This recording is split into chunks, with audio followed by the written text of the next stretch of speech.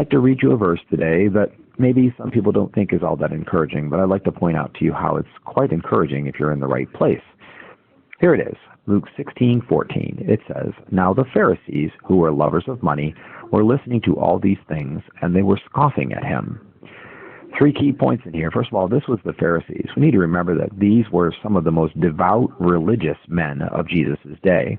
Nicodemus and others like him were desired preachers and teachers and speakers all over the place, and they were well known, and they fast 2 days a week, and they worshiped all the time, and they memorized whole books of the Bible. I mean, whole books of the Bible, not the names, but the actual book, every word. And the Pharisees had become lovers of money. Now, that's a really dangerous place to be. But if you're not there, then this is encouraging in that way. We're listening to all of the things that Jesus was saying, and they were scoffing at him. See, it tends to be that when people pick a different God in their life, they tend to scoff at Jesus. Jesus is a servant. He's a giver. He is love. He chose to die, and who would do that?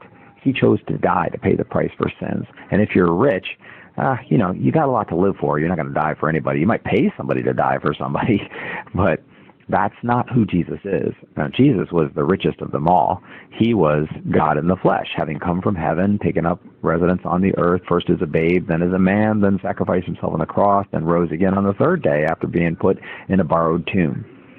That's the kind of model that Jesus has for us. So whether you've got money or you don't got money, what you don't want to be is a lover of money. What you do want to be is a lover of Jesus.